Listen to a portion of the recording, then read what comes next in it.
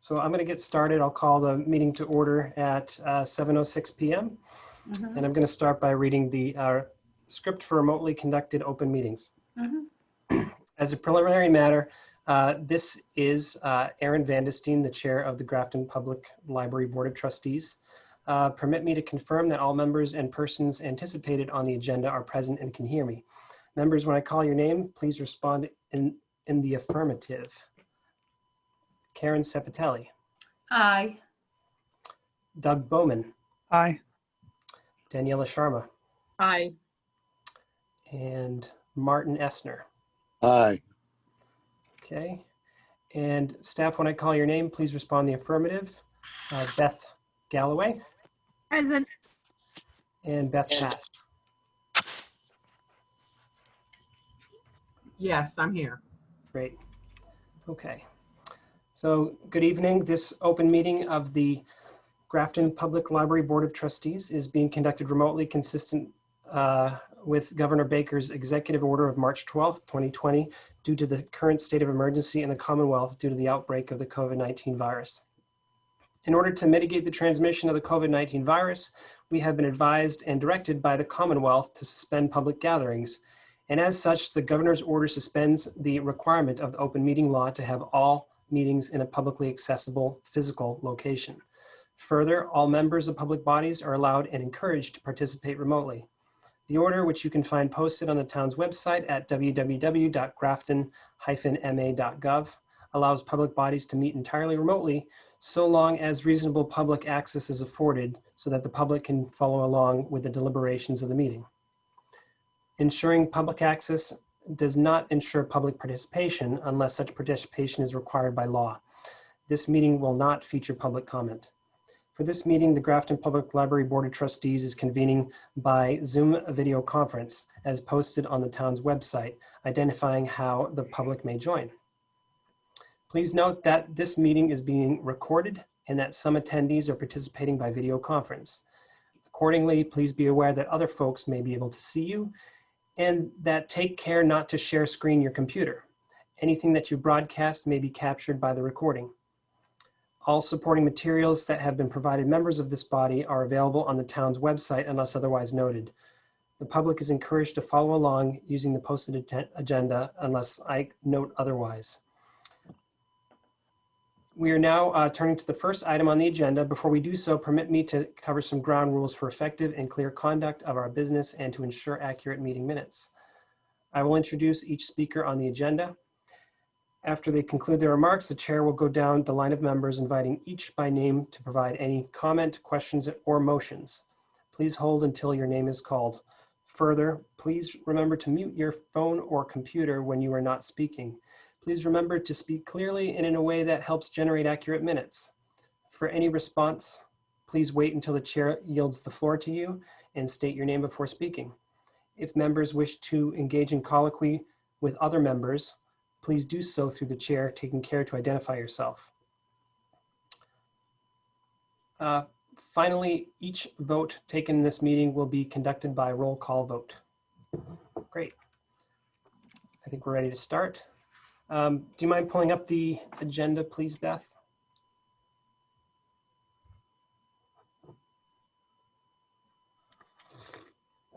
Okay. The next item of business is the review of the minutes.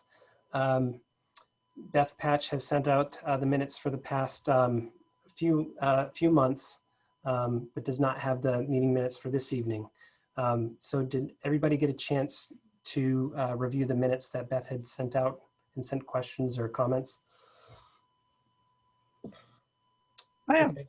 Oh, Go ahead, Doug. this is more of a general question for Beth, but because I certainly don't read any of the minutes of the other subcommittees or committees, but they seem super detailed, which I think on one hand is very nice because we can really see it, but I'm wondering if it's almost too detailed for the public minutes. So for the purpose of the library, I feel that the way the minutes are currently portrayed are in the best interest. For example, we had an issue recently where there was a question about a financial amount, and because I try very hard to understand the explicit amount of the money, um, that issue was recoverable, so to speak. I don't know if that's the right word, but there was no issue after that. I think in a time where people are questioning where money has been spent, say in the last 10 years, it's a good for a good purpose for the library. I think after the new library settles, that we could go back to a more reasonable. This was discussed, and Beth discussed the director's report. Do you understand what I'm saying, Doug? Yeah, I do. I mean, I was thinking more of just part of it was the details and part of it was just your time. I mean, it must take you a very long time to generate some of those minutes. And if it wasn't, Actually, it probably takes as much or as more than the actual meeting to make sure. I believe it, because I'm sure you're listening through the meeting and making sure you're catching all the key points. That's why I was thinking if it was more bulleted, it would be easier for you also. Well, I can discuss it with Beth, but I do want to support 100% the need to acknowledge all that's being done for the community by this new expansion, and even during COVID, how we're serving the community. So that's just my take on it, but I will talk to Beth about it, and I will take your guidance as well. Are you gonna have to do minutes on this too? Yeah, so thank you for mentioning that, Doug. The other suggestion that I think is that I'd like to bring up is seeing that in a non Zoom video meeting environment, Beth Patch attends all of our meetings in person, and actually she's attending this one in person as well. So I'm wondering if you know, if you're also tasking yourself, Beth, with reviewing the 2-hour video after the fact, then I would think, well, you know, maybe it makes sense to do either or, you know, attend the meeting or, you know, record the minutes after the video. Do you know what I mean? So I feel like you're doing a double effort because we're doing a video recording. Oh, but I think you need a little bit of the flavor of the meeting. Yes. So, and I actually find taking minutes in a present meeting is much easier than this. This is very distracting to me. It's almost painful. And so I still maintain, but I will take Beth's guidance that perhaps for this moment, when we have a lot of push and pull in the town of Grafton, that having succinct minutes about what we are doing for the library may be in our best interest. I wholeheartedly agree with that. Yeah, I do too. My comment was more so having to watch the meeting all over again after you've already attended the meeting. Yes, sometimes that's a rub, but I love the library. I love my job. Mm-hmm. I do. I love my job. Okay, thank you, Beth. Karen. Thank you. Please. Yeah, just one comment. I know from some of the meetings after we discuss something, Beth will ask a question to clarify what just happened. So I think that is, you know, in those instances, it is always very good to have her here because let's face it, sometimes the talk goes kind of quickly and that way she can ask questions. So I find that to be valuable. Mm-hmm. Very good, thank you. Any other further comment or discussion? Excellent. So can I please have a motion to accept the minutes for Beth Patch? Can you remind me which minutes were presented?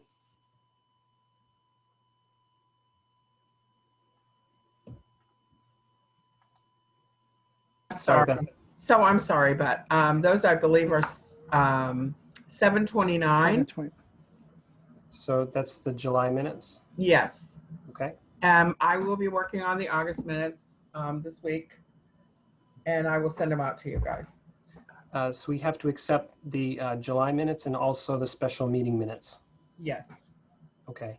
Who would like to Move make that we accept the July 2020 and special meeting minutes. motion made? Any second? I second that motion. Okay, motion made and second. All in favor, Aaron Vandestein, aye. Doug, Doug Bowman, aye. Karen, Karen Sepatelli, aye.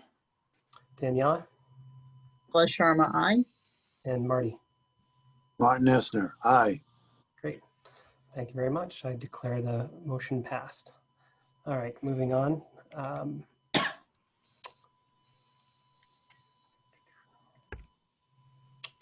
Sorry, I lost the agenda, Beth. Review of bills. Mhm. Okay. Any questions for Beth on any of the bills? Okay, great. So we don't need to have a motion and a vote because Beth approves those. And we're. I need a open. motion. We do need Yeah, a I need a motion for you to approve my signing them, the ones from meeting to meeting. So I'm looking for a motion to approve what I signed off on warrants 11, 12, and 13 since our meeting on August 26th. Mhm. All right, I make a motion to approve the bills signed on the warrant since our last meeting. Any second? I second the signed warrants. Okay. All in favor, Aaron Vandestein, aye. Karen, Karen Sepatelli, aye. Daniela, Daniela Sharma, aye. Marty, Martin Essner, aye. and Doug. Doug Bowman, aye. Great. I declare the motion passed. On to the grant updates, Beth.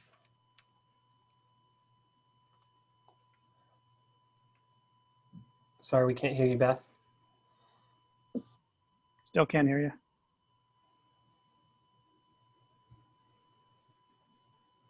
Okay, great. I'm gonna get a t-shirt that says "You're on mute." It's the catchphrase of the year. So I did get to walk through the building, part of the first floor anyway, today, which was really exciting. So in August, they did a lot of site work, walls around the pond. They did a basic pave for the parking lot. And as of today, some of the curbside pieces are up. They poured the second floor slab, but not the first floor yet. They actually had trenches dug today while they're lying, more electrical and plumbing. The steel is up, and if you've driven by, you've noticed that the exterior walls, the insulation is up. You can see the yellow insulation. They finished a lot of masonry in August. They created an opening to connect the two buildings. No plumbing work, laid a lot of conduit, started working on HVAC by installing sleeves. There was some new information from Mass Board of Library Commissioners regarding HVAC and library construction projects. So I expressed my concerns that what we have ordered and installed, which happened before coronavirus hit, was something that would be up to par, because I don't think, it's not the first pandemic. I don't think it's going to be another 100 years before we face other issues. So I did ask them to take a look and put it on the construction meeting agenda to review MBLC recommendations. And I think it might just be things like additional filtering, possibly closed systems where you're filtering within a room and not sharing air from one room to another. So they're just going to take a look and evaluate, and they may make some changes, and there may be a money issue in terms of making other changes, which I don't know who that's going to go to, building committee, town of Grafton, or trustees, to make sure we have a safe building in terms of HVAC. Just want to let you know it's on my radar. And I have some concerns. I have some photos. Maybe I can try sharing pictures. I sent them out by email. I don't know, I'm just playing around with screen share here. Let's see. I think that as soon as I jump from one file to another as possible, I can't share anymore, but let's see. Hopefully you see my desktop. Yep, we can see it. Now it's black. Now it's white, and this is staff on site with their hard hats. this afternoon. It's the elevator shaft. Can you see the gray brick with a big hole blocked off? I see it on my screen. But You should be able to go to view and make the icons a little larger. We can see just the Windows Explorer view where we can see all the thumbnails. maybe a slideshow. Does that do anything? Nope. Oh, Zoom. Do you have multiple monitors, Beth? I do not. No, I'm just on the one computer. So what I see is not necessarily what's being recorded and what it looks like for all of you. So suffice it to say, I did send photos out by email. They are expecting for a staircase to be put in from the first to the second floor, probably by the end of this month, which means we'll be able to like go upstairs and take a look. Right now, there's just a ladder. Site work is progressing. They're a little bit ahead of schedule. Historic District Commission did vote on a color for the exterior siding for the building. And it looks like they picked pewter gray or pewter tankard, I think is the official name. It's a nice silvery kind of muted gray tone. And the other choice they had that was a historical color was a yellow that I personally did not care for, but it's a colonial mustard yellow and totally historically accurate. But they're going to make a written recommendation that the siding in between the brick sections of the building be pewter tankard gray. And if you are able to get on site, we do have, I forget what it's called. Doug, you probably remember, but like a mock-up of here's the brickwork, here's the mortar, here's the paint colors, here's the window with the trim color for them to refer to. Also, it's facing in, so it's not really like a drive-by and look at it. We are going to try and do tours at 2:30 on Wednesdays, first for staff, then trustees and building committee, and then I think maybe donors. So if you do want to get in there, I think I have one slot left next Wednesday and a few the next week. And I sent out the budget report too. So there was I think in those July minutes that we approved, I had said that there was $92,000 left, and it was actually $920,000. So I was in error, a slight dyscalculia problem. So there's about $725,000 left in contingency right now. So we're still on or under budget for project for a borrowing capacity. Beth? Yeah. I believe that it said 72, which wasn't right. It should have been in the 90s, thousands. Well, I think it was 920,000 then, and then we spent some more money continuing to remediate. Can we get together before I finalize the minutes to discuss what it actually was? Okay. Well, at any rate, it was wrong. Yes, it was. And I was wrong. Your minutes are correct in what I said. We actually knew that it was wrong when it was said. Okay. Yeah. So I'm far from perfect, and I don't mean to send anybody into a panic thinking we've spent all. I actually, in support of you, just have to say that I believe that came from a report on that day, shortly before the meeting, from Andy, and you thought it might have been just a slip of the hand. Yeah. Mhm. It was more likely my error than his, so I will. Interior subcommittee has met twice, and we are going to be scheduling another meeting.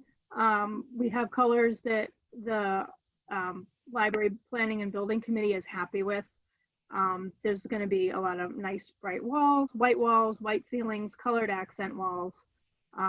They are using some of the marble that was on that, not the mezzanine, but the level below where the fiction collection was on the main floor. That gray and white marble that has some mottled green and gray and green down through it. So that's going to be in the foyer, surrounded by a different color of tile, really laid out nicely.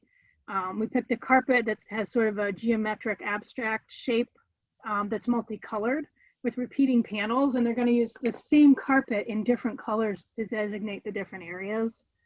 Children's will be a green, yellow, and blue. YA will be more blue, red, and purple. So it'll complement really nicely. Upstairs, it'll be the same carpet, but in gray tones. They picked out a nice, not quite tapestry, but a really rich blue and gold carpet for the main reading room that's has more of a historical and contemporary look to it. And they're going to mirror that in the new book room. There's been sort of a lot of thought for the cohesiveness of how it will all look together. I'm happy with what they picked. By really vibrant colors. That's exciting. So I have some stuff hanging up in our building for staff to look at. I'm still waiting for digital versions of this stuff to come from the architects team. They picked a white maple for the color for the bookshelves and a lot of the furnishings. I think there's maybe a more of a reddish toned wood color as well. And it'll look nice, more neutral against all those brights. So overall, I'm really happy with what they've come up with. And that's proceeding. We're going to have another meeting soon. I haven't heard a lot about furniture. We're waiting for Tucker Interiors to give us a list of everything that we had originally asked for with updated pricing. And we're going to go through that again and say, all right, do we still want that? Is there still room for it? I'm actually advocating for taking out a row of stacks in the adult section and putting in more seating kind of in the middle of the stack space. So, you know, we'll see where that goes. I had offered to go take a look at a couple furniture showrooms, maybe with some staff and some building committee members to start to pick some things out and make sure that they complement. Again, like the color, the interior colors that we've picked and the style aesthetic that the architect has. Lots of progress.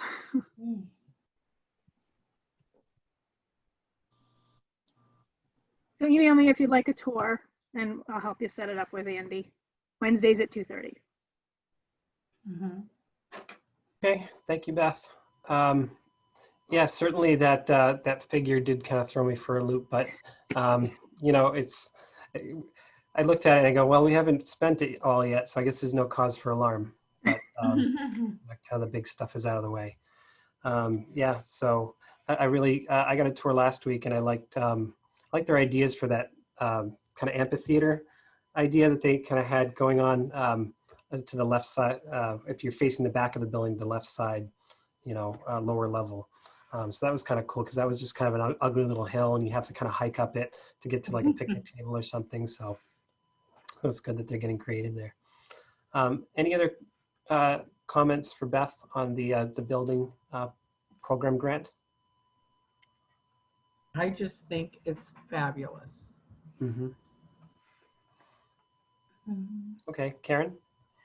I just say you don't realize how big the new library is and how small the old one is until I was standing there and you can see inside the old children's room and see the stone foundation from that original library. To me, that was just the most amazing thing to look at. So if you haven't been on a tour yet, definitely go before they close all that up because it's really neat to see that original foundation. So. Yeah, and just in one last thing came to mind that was really quite interesting because Andy talked about how right now when you go up the stairs, there's going to be a kind of a muted glass ceiling that's going to let some natural light through. And I said, oh, you know, that's just kind of like the addition over at the Boston Public Library. And he goes, oh yeah, absolutely. He's like, I worked on that project. So I thought that was pretty cool. You know, so we're going to get something that kind of like the Boston Public Library. It's pretty exciting. So yeah. All right. Any other further questions, comments for Beth? I'm sorry I missed it. I had technical difficulties. Okay. Amazing. Well, welcome, Dana. Thank you. Okay, great. Moving on to the Grafton Public Library Capital Campaign. Dana, please. Well, we're moving along. We've been having appointments with different folks and we've been getting money coming in and we're scheduling more appointments. So Andy's been great. I've been clarifying different things with him about the building itself. And so when I do that, I will be sending that information to, if I ask him for a specific thing and then he tells me something, I just kind of regurgitate it and send it back to him and say, this is what you mean. And then they'll say yes. And then I'm sharing it with our committee, and we have we're going to put it, we have some FNQs we're going to put it with, but it's really helpful. He's been really helpful. I did go on a tour with him too, and so did Doug, with some library supporters, and that was really good. And then I came back and I took some pictures another day. I will probably go back. So Andy's been really very helpful, and he's so good at these tours, and he's also he's so experienced in the fact that he knows so much about Grafton too, because he worked on the Grafton Townhouse, and he's also going to work on the Grafton Common, which I have to ask somebody, but I think it may be finished close to the library. I'm not sure, but I want to ask him about that, because I thought it would be really great for the community to have all this stuff, good stuff, finished at once. So, you know, so he's been really great, and we're getting help from different people, suggestions and things. So we're working along, Doug and I, and we're going to meet again. Hopefully we'll meet this week on Zoom. If not, I will have conversations with people that I need to make things happen. So it's moving along. We got some more money in. That's about all I can say, but it's going great. I've said thank you to people. And I think Dawn Anderson's going to help me by sending out letters, but I'm also sending out personal notes, and I call people up to thank them. So, you know, Daniela sent us she sent in her donation. So I called her. I'm going to send her a little note, and then we'll send her a formal letter, that kind of thing. So it's going well. We just need to work really hard, because I feel like there's a fire under my feet right now, which is good. Well, thank you, Dana, for your work on that. I think Doug's been helping too. Yeah, I'm sorry, Doug. Yeah, I would just add one quick thing is it's been interesting with some of the people we've been talking to, how they have some different ideas on what they can, you know, contribute to the library. So, you know, we have that brochure with a bunch of things that we have naming conventions and items, but people are coming up with a lot of new interesting ideas also. And that's what's really good with Andy, because I've asked him specific questions, and he's getting quotes for me that are things out of the scope. So it's really helpful, because we need that kind of information. So good point. Can I speak to something, please? Yeah, please go ahead, Beth. So early on, or midway, I would say, the vegetable garden was taken off the plan. And so I've wondered for a long time, because I think that was a great PR for the library, and that children got involved, certainly even your children's troop. And then one girl working for her, I believe it was her Gold Award. And successfully, I mean, the garden is gone now, but she successfully made a beautiful bee garden.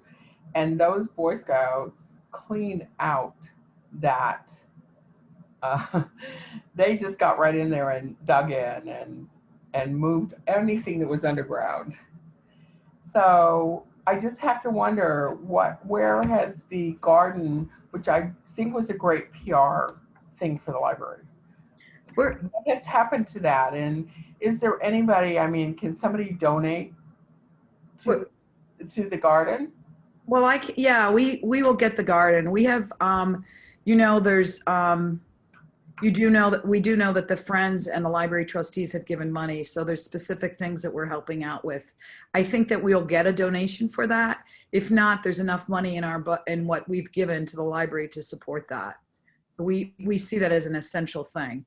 So not to worry with that. And we're really, there's more. I'm working on a couple other things too. So I have not forgotten about that. And so, you know, I wouldn't worry about it. It will happen. I'm not really worried about it. I just wondered, because I know that it played a big role. Oh, I agree. I mean, it's so important. It's unbelievable. Just cleaning up the raised beds. When I went on the tour, Andy said to me, "Don't go to the front, because we have destroyed the formal beds." Yes, yes. So he said, "Don't go there," which is kind of disheartening, but I understand. So my point is that it did get dropped, and I just think that it shouldn't be surpassed, as it is really important thing. And even with COVID, people have can't even find a seed anywhere. or plant because everybody's planting. And it's an important thing to learn in the community, even if we didn't have COVID issues. So one of my tasks right now is to work on a project sheet about social equity, because there's lead points associated with social equity. And the first thing on the list is the community garden and the potential for programs on composting, recycling, grow your own food. So I feel like we pulled it out of the project because we knew we could get it funded in others. Yeah, it's Not if- going away. I would endorse that. It's very important to us. It's very important. It's actually every one of my, well, it's many of my projects when we are off the library. And you know what, Beth, Patch, can you send me, I know that you took a class. Would you mind sending me that information so I can talk about that? You know, it can roll off the tip of my tongue. Because you took a class at Tower Hill, and that was very significant. That shows that we support you and the library in that regard, and that impresses people, and that's what we need. So, do you mind sending that to me? Because I'd like to use it. I'd like to be able to talk to people about that. Okay, that'd be fine. Thank you. Thank you. Great, thank you, Beth. Any other comment for Beth Galloway? Very good, thank you. Next item on the agenda is an IT update. Beth. So with COVID, we've needed individual staff workstations, and so we're now like at the point where we're taking public computers and setting them up socially distanced so that when we have staff in, they have their own workstation. And I was able to purchase additional receipt printers and barcode scanners, but it's been a struggle to get these receipt printers to talk to the various computers consistently. So Bob Smith from Coughlin has been, again, wonderfully responsive. He was on site today, helping us get the last of those installed, and he figured out what the missing piece was to get things up and running. So that's a huge relief. We're working on getting Princh installed. Princh allows for remote printing and payment. I don't remember if it will allow you to email a document from off-site to be printed at the library. That's still a question I have for the company. But the idea is anybody could come with their mobile device or laptop, be on our wireless and send a print job to us and pay for it. And then when we receive that electronic payment, we can release it, print it out, and put it in an envelope for somebody to pick up. So it'll reduce paper so that we're not wasting as much paper, because they can see exactly what they're printing. And when they see that it's, you know, $10, maybe they didn't want all 100 pages of that document. It also allows people to choose double-sided so that we're reducing paper. And it almost eliminates completely the cash handling and making change, spreading germs and taking up time and having us to have an account and send it to accounting. There is still an option with this software for people to pay cash or for us to waive the printing fee. So I was getting trained on it today, and then we hit a stumbling block with the Xerox not responding, and we have to go back and work with IT and this company Princh to get it up and running before we can debut it, but we're getting close. It's pretty exciting. So, so Beth, is there a potential for someone to get on the Wi-Fi, or is it done through the internet so they can do it from home? So it is through the internet, but what I don't know is it internet here on site? Like on our public computer, you go to print.princh.com and it finds the Xerox machine and recognize it and sends to that printer, and then it stops until you pay, and then it will release to you. So I don't know what would happen if you from home went to print.princh.com and tried to send to the library. Would it find the library Xerox and print, or put it in the queue? I don't know. And we just started playing with it today. So I love this idea, especially for the new library, because one of the biggest things in people going back to the office generally is having to use an office copier that other people touch.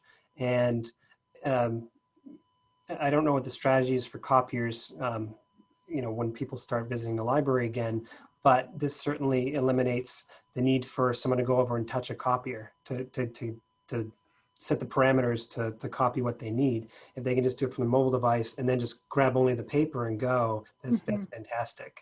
Yeah. Yeah. It's also going to help with staffing. I mean, we know that we are opening this building that's almost 4 times as big as the previous building, and I'm not anticipating getting a lot of new staff.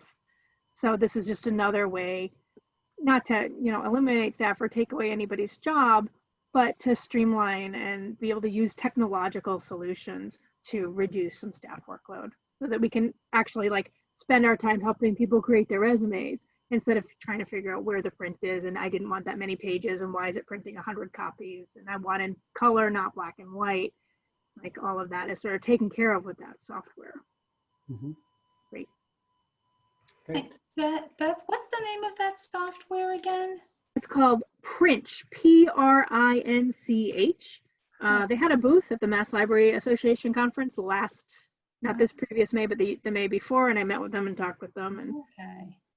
they're actually an international company, so that I was on a call today with somebody from Denmark. Ah. Get it set up. His English was perfect. Okay. All right. Thank you. So I don't know if you mentioned this before, I may have missed it. Did you get the self-check to be able to do check-ins? So I have one of them set up to do check-in. It fails about after every 2 stacks of books. And I've been too busy with other projects, frankly, to go back to it. It's a time saver in some ways because you can put a stack of things and it will check in 10 or 12 at once. And then what it does is it prints a tiny slip of paper for any exceptions. So something that's on hold for a patron locally, or something that needs to go into delivery. So it's like a quick way to say, all right, what's Grafton? What can I put in the reshelving section? But then I have to go in and scan all the delivery items. Well, at least the patron holds to print the hold slip. So I don't know that it's that much of a time saver. So I haven't gone back to the company. And we've had staff returning to work. So now that it's not just, me and one other person trying to manage the volume of returns, I haven't tried to force it to do that. Okay, thank you. Any other questions for Beth on the IT update? Very good. Moving on, Friends update. I don't have any information on their meetings. It looks like Dana has a comment on the Friends update. Go ahead, Dana. We can't hear you. I'm sorry, I have noise in my house, so I mute myself. I just wanted to say that I talked to Ellen Gogan. We were talking about their book sale that's coming up, and I see that she sent everybody a poster on that. So I haven't found out about the next meeting. I have inquired, but this is pretty big because I think they want to try to make some money, keep things going and do some fundraising while we're in the temporary location. So this would be great if we all support it. And I think I asked her about this. She said that they will accept cash and check too. And I also asked her, I think it's, Swartz, forget his first name. He's taking everything at his home. So I'm gonna reach out to him and get his phone number and get his email, because I have a lot of good books, but I don't know for me, but we should all help. I don't know if my books should be saved or not, because they're hardback, and we might be able to sell them for $3 to $5 when we open at the library. They're like brand new. But so I'm gonna find out, because I was gonna help them. Does anybody wants to help them? I think it's really great. It's really good. I will be there. We should be there. Maybe I can bring some materials there. I don't know. We'll have to talk about that. Maybe if I have time, I could get a poster or something to bring. So I'll probably be there. I'll be there as a trustee. Jana? Yes. So it's Aaron Schwartz. Oh, right. Okay. Thank you. SWARTZ. Yes. And where are they having this? They're having it on the Common. Oh, so is this part of the regular Wednesday thing? No, it's a Saturday. It isn't. Okay. And I think that Aaron was he wanted us to bring the books to his home, and he's going to organize them. So I think I have his email. If I don't, I will get it and I will ask him how we can help as trustees. I will go that day because I'd like to be there to see what's going and also help see if we can get and talk about the Grafton Public Library Capital campaign too. Yeah, I think And that. I'd like to support them. So, but I think what I'll do is just take my books to him and say, hey, what do you want to do with this? What's the best, bang for your buck? Yeah, and Ellen is also looking for if any of the trustees are interested in volunteering some time to help out. I'll help. Would be willing, just, email her and let her know when you're available, so. If you want me to, I'll email the whole library, everybody with her name on it so you can respond. I'll do that tonight. Karen, are you referring to for the Friends in general or for this book event? For this book event. Okay.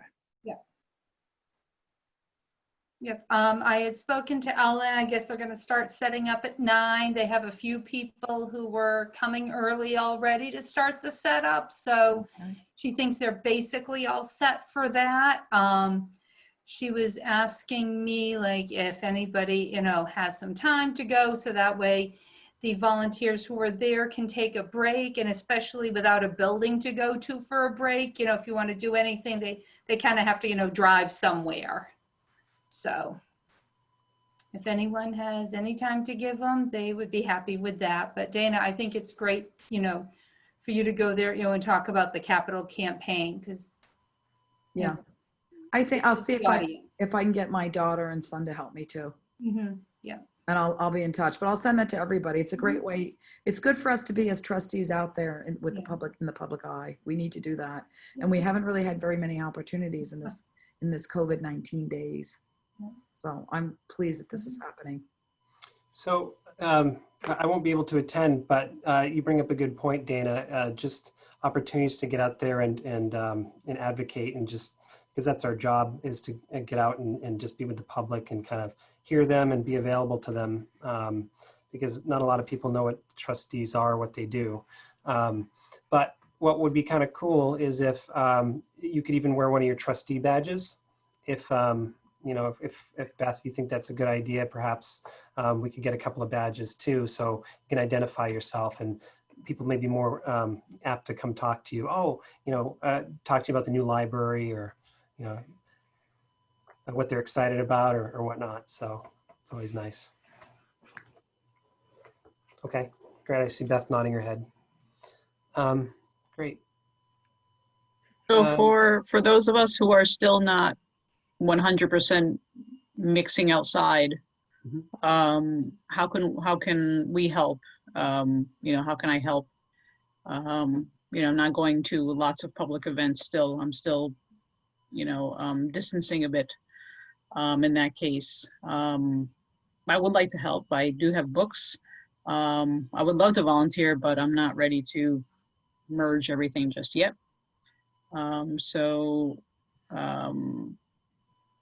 Yeah, I feel a bit limited in terms of these public events.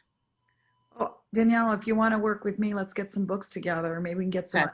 Maybe we can contact all the trustees and collect them from them, and then one of us can take them up to Aaron's home, because that would be really. I think that's the big.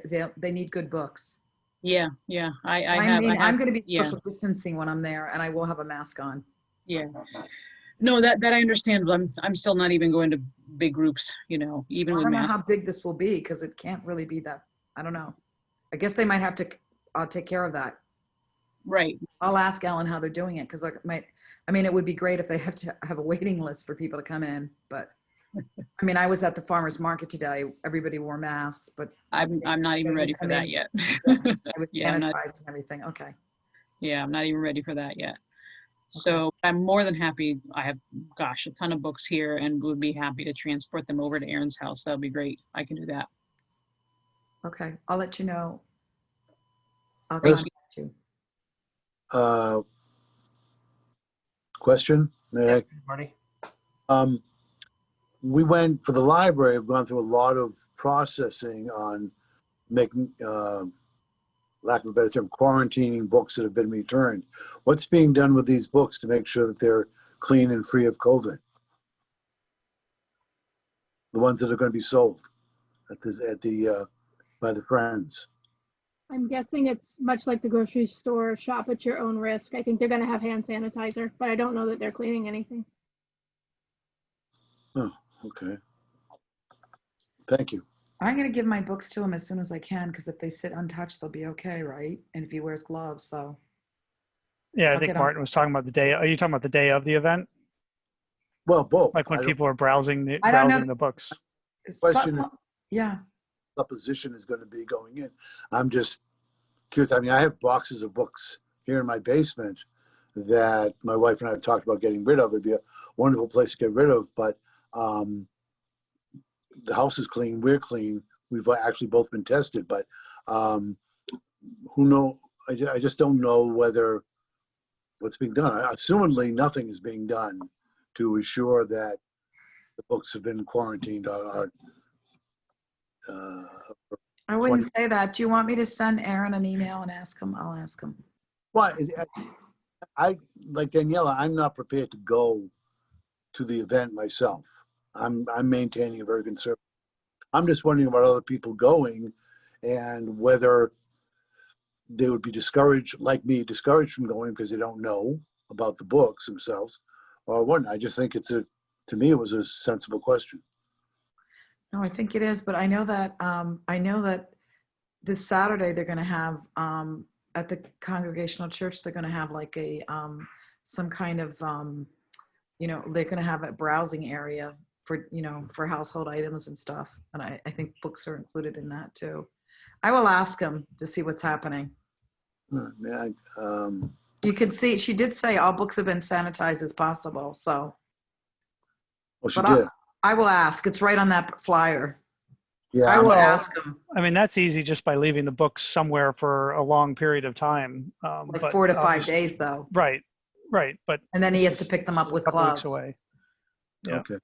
Unfortunately, I'm working unfortunately on my cell phone, and I can't. I can't read that. But thank you. Great.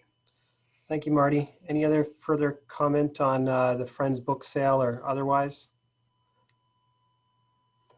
I know Daniela has been trying to get to a Friends meeting. So has anybody been in touch with Carrie at all? Do we know if they've changed leadership? I wasn't able to attend the annual meeting. I don't know. I don't reached even know if out they to had her. an annual meeting. I Okay. can do it. I'll reach. If this is Dana, I'll reach out to her again. I'll send her a text. Okay. And we'll just tell her we need to know when the next meeting is and what's up. I'll do that. Thank you, Dana. You're welcome. Next item on the agenda is landscape garden. Beth, I was reading through the minutes and I saw a wonderful update. I guess you gardened it very well this summer. Do you have an update for us? Yes, I've been asking the librarians to, I don't think some of them understood that I really meant go ahead out there and cut, because Ben and I don't eat that many, and we also belong to a farm. So I've been asking them to come pluck things. There's cucumbers, there's green peppers, squash, I'm trying to think. Tomatoes, some tomatoes, but we seem to have somebody that's eating a lot of our tomatoes that lives around there. That would be me. Oh dear, please don't do that. And So that would be me. so don't you? So anyway, An animal, Marty, that's nibbling, yes, not a an person. animal is living around there and is eating things. Oh, so anyway, we have cucumbers, we have green peppers, we have tomatoes, we have some scarlet runner beans, and they've been growing over the trellis. And we have some beautiful eggplants that are the small kind, so they're more long than they are fat. And you just cut them in half, and you got your nice eggplant parmesan. And we've got some herbs that have come back from last year, and that makes me really happy. So I'm really pleased with the garden, even though it's small. And I'm gonna have to hit somebody in a minute, but I'm sorry. Okay. So I wanted to ask about whether to plant next year, and I don't know that I will, but people really enjoy it. Even I know that some of the librarians have said that a patron has asked for something and they've given it to them. And so the patrons love it too. We didn't end up with a round sunflower garden because the first batch died, but there is one coming in the in one of the whiskey barrels. It's coming. There's some sunflowers. So I have to say that starting this gardening thing about 7 years ago by accident, because they kept bringing it up at meeting, has been very successful for the patrons. And I would hate to lose it even when I retire. I think it's a really important thing to the community. Do you have anybody to take under your wing at the library? Anybody who's shown an interest? Maybe Beth could even just, pose that question at the next staff meeting. I don't know that anybody really has an interest, although Susan Lido has consistently said, I will turn on the hose, meaning the end of the sentence is that I will turn off the hose. And I told her we would repot the Scheffalera when we can meet together because we're on opposite teams. And she was really excited about that. I mean, really excited. So I don't think it's Susan that will pick up the reins, but maybe a younger person in the community. But I think it's an important part of library, a really important part of teaching people how to, whether it's worms or vegetables or flowers, it's important. So we've been talking for years about transitioning to a seed library. So are you saving anything or harvesting anything for seed so that we can do that for next spring? Yes, I am. And actually, Yay. And we actually have a design, right? Yeah, Allie did. I hate to tell you this, but my friend at the farm up the street, Ruth Holden, had some fabulous giant. I mean, our peppers are really beautiful, and they're and the eggplants, but they're not. They're like not small, but not medium. So they're a good, nice size for like cooking a dinner. But she had fabulous. You could make something inside of them. They're like pumpkins. Green peppers, and I have saved the seeds from that because I would like to try to plant them next year. Sounds So good. that's where Do you have any seeds to share? for this year. Once they're dry, I can. I mean, And yeah. I'm gonna try to save seeds from our peppers have been really great. So I'm trying to save some seeds from that. And our scarlet runner beets have been great. Those And are I'm runner gonna beets. save some seeds from different herbs as well Good. that are doing well for the second year. I have cantaloupe and red pepper from my garden that for the first year I saved my seeds. So Okay. I can divvy up half of those. And I don't know if the trustees know that one of our jobs, and I asked Allison Pecoin to be the artist, is to make a seed packet. And we included Heidi in it because it originally was her idea. So the three of us came up with a seed packet that has been created, and we just have to print them out and paste them together to make some seed packets. That's it, girls and boys. Well, thank you, Beth. That's fantastic. I did stop by the library the other night to drop something off, and I did see Heidi rummaging through the garden. So you can give her credit taking your advice. I wonder what she was doing, but now I know. Yep. I'm encouraging them to please not let it rot on the vine, but take it. Mm-hmm. Great. Well, there were tons of eggplant last time I looked. Yeah, aren't they? Probably 10 or 20 of them. They're kind up of there. fabulous. Is it okay if we come by or not? Yes, it is. I Okay. just don't want them to rot on the vine. Okay. Is that okay with you, Beth? Absolutely. The Okay. eggplant, I don't know how big those eggplant are supposed to get. I have the same things at home, and Yeah. mine are bitter if I pull them when they're too small, but the ones that I picked from our garden and cooked with were amazing. I And if think I just they're salted them differently, I don't know. I think they're intentionally small. That's the product you're going to get from that seed. Mhm. That is in the Grafton Library's garden. And I I don't think- know if you can see this. I did put up the template, the sample for the seed packet. So you fold it up and it's a seed packet. Nice design. So behind the scenes, we have each one of us done a lot. Mhm. Well, thank you, Beth. It's a shame that the COVID-19 had to put a proverbial squash on that, but I always enjoyed coming to the library and taking a look and seeing you out there working, and it was a very nice addition, at least at the temporary library as well. But yes, I do remember fondly, and my kids were talking about it the other day when they as Cub Scouts came to help you with your garden. They are by far the best helpers we ever had. They were fabulous. They just dug in. They were the perfect age, the perfect everything. And they just had their hands in the dirt and they were pulling out worms and carrots. They got carrots. So, and we ended up with a rabbit and a snake on that day. So we were happy. Yep. And that's the kind of thing we're looking for with the Cub Scouts, is just a way to get them outside and in the dirt and understanding nature, especially at that age too. Yeah. Great. Well, thank you. Okay, any other questions, comments for Beth?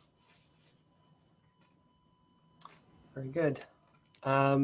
Next on the agenda, I have, noise complaints. Should we table that one?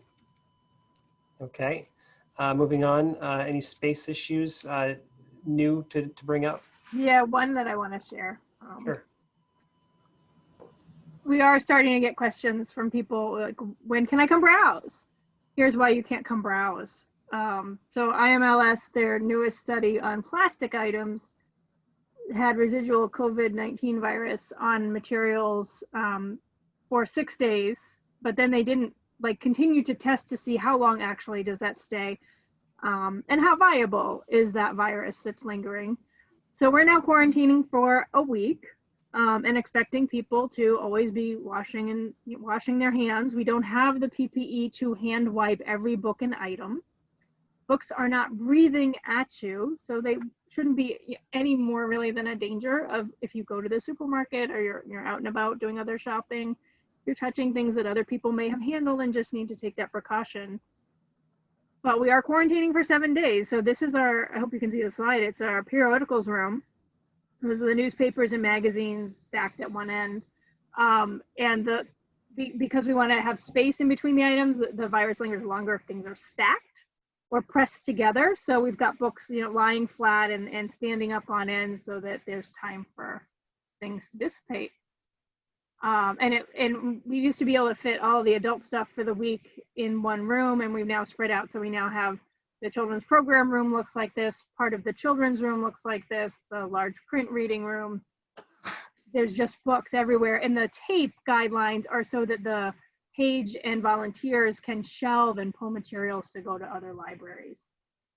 So there's first of all, there's no space really to be social distancing when we let the public in, but there's also no floor space to walk around in the building unless we decide we're not quarantining anymore, then that's not valuable.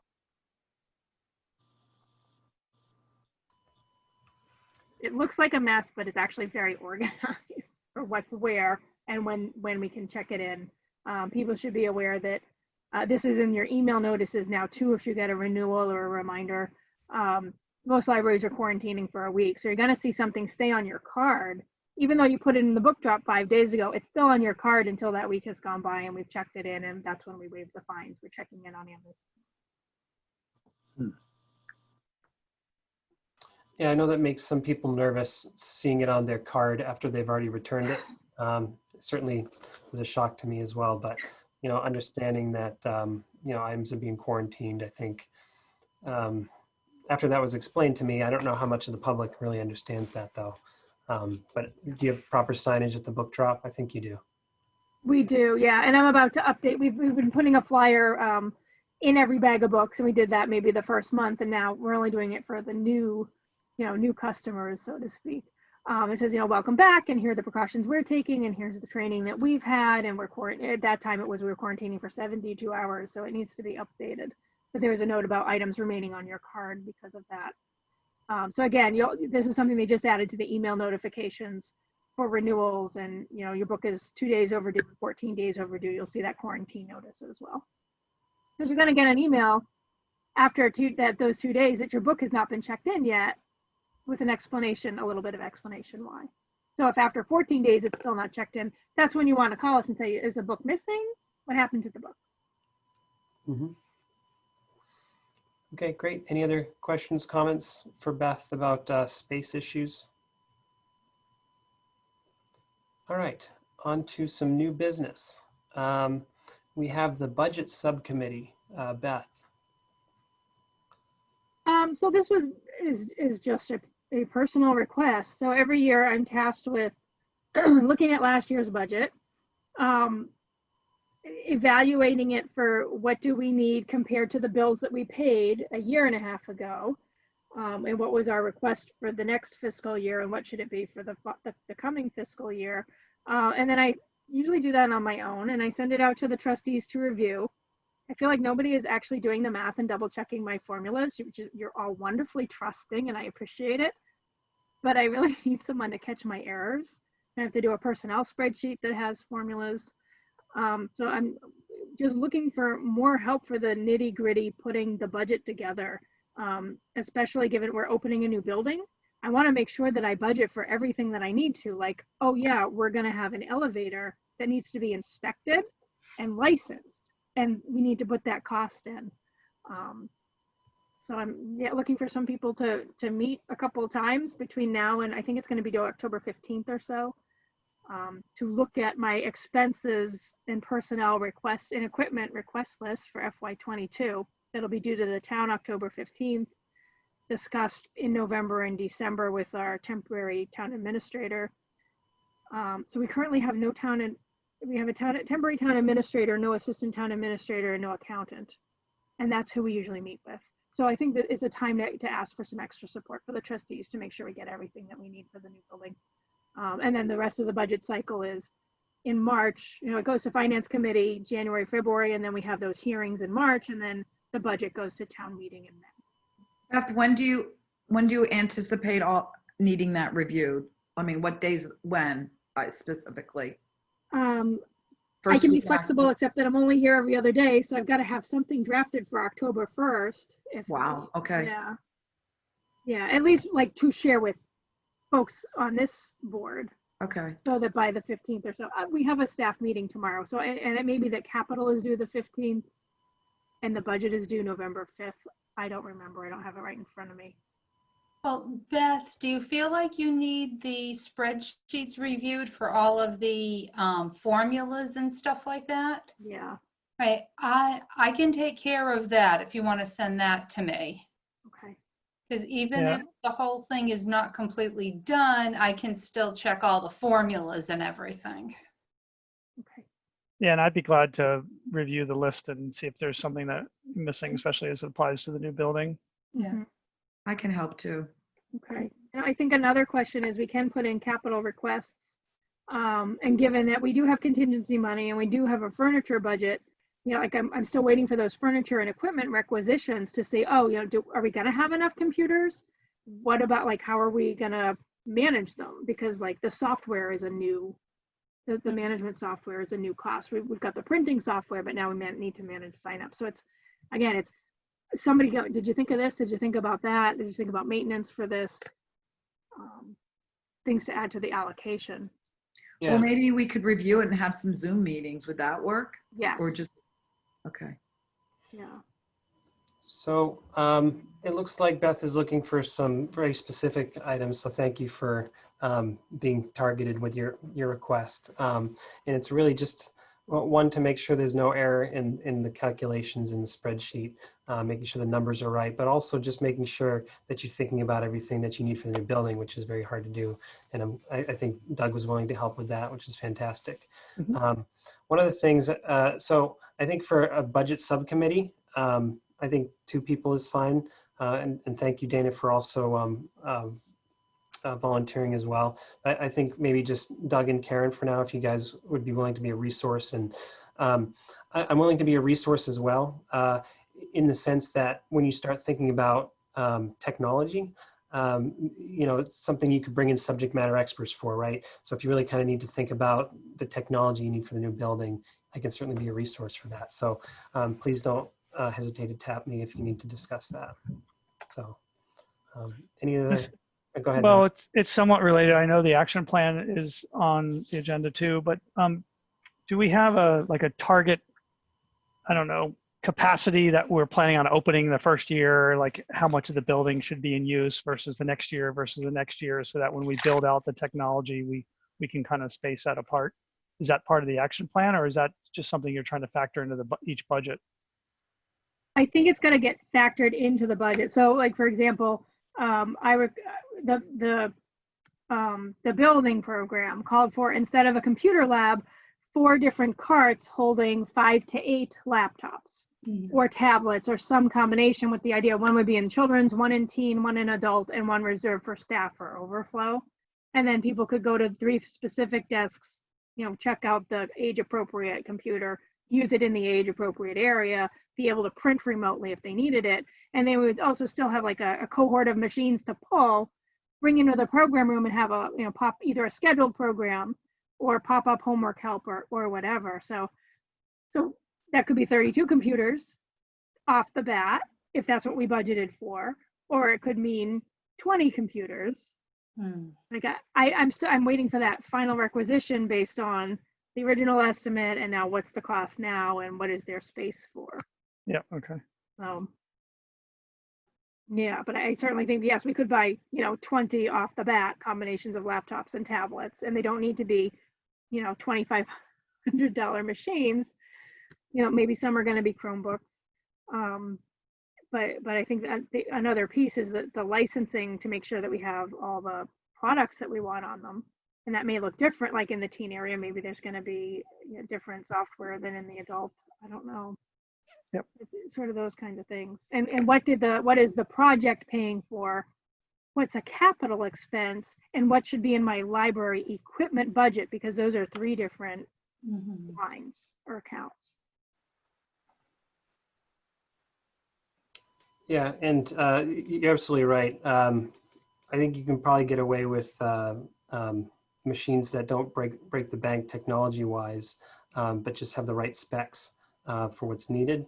But you're right, licensing costs can get kind of crazy, and it's hard to really visualize that.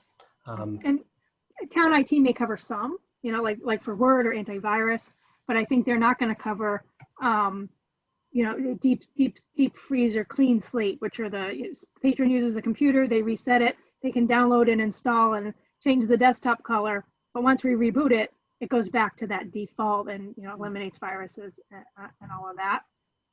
And then thinking about the budget, you know, 5 years down the line, yeah, I would be looking to replace staff computers and public computers on some kind of a rotation, so that, you know, every 3 years we're not spending a huge amount of money replacing 20 laptops, but it's got to be staggered. So there's always going to be some machines that are newer for patrons and staff.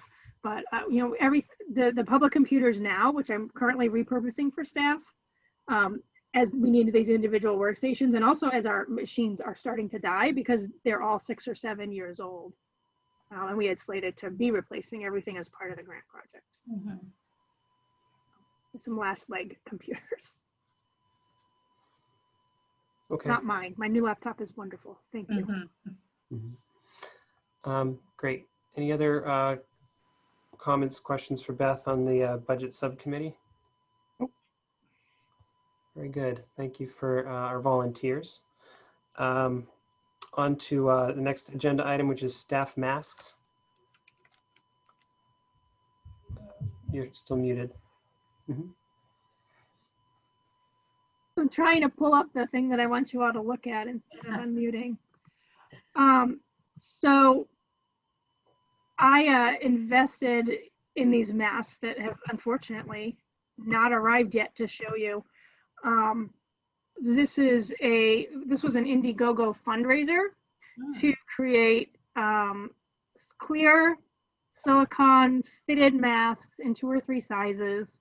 You can wear them around your ears or all the way around your head. There's 3 different models. One is just kind of a basic mask with some filters that have to be replaced. They're like $10 filters. The next model up has filters and a UV light, and when you take it off and set it down after 10 seconds or 15 seconds, it automatically flashes the UV light to sterilize the mask before you put it back on. And then the top tier actually works as like a HEPA mask where it has air intake and outtake and is filtering particles. The bottom line mask, I believe, is like an N95 mask. It filters out 95% of virus, bacteria, dust, pollen, etc. The top line model filters out 99 to 100%. As we're talking about opening the library and getting staff back, you know, we're mostly comfortable, all of us being able to socially distance, be in our office with the door closed and the mask off. But we know the public wants to come in and browse.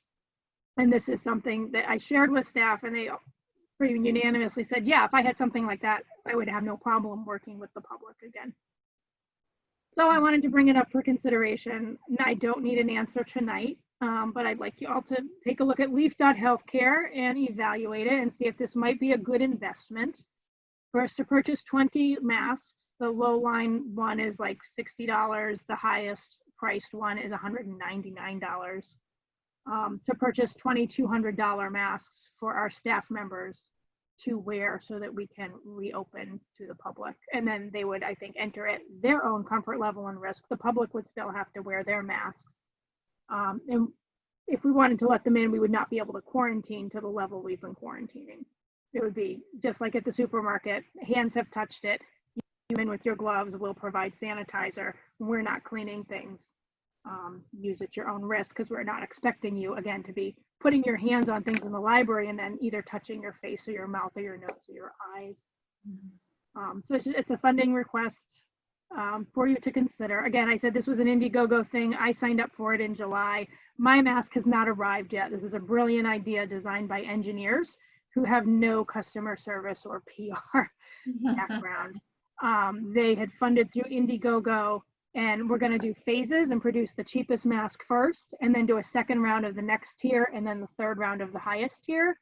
And then they collected all the money. They were shooting for like, I don't know, $100,000, and they raised 4.5 million. When they got that influx of cash, PayPal said, no, we're holding on to this money to make sure that it's all legit. And then their funding and their production got held up, and they sort of went into a tizzy because they're engineers and inventors.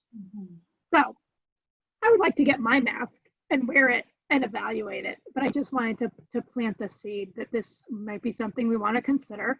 I would ask for it to be initially funded out of state aid, but I would ask that it be considered a COVID expense and see if FEMA might pay some portion of that cost. Okay, thank you, Beth. Any questions, comments for Beth?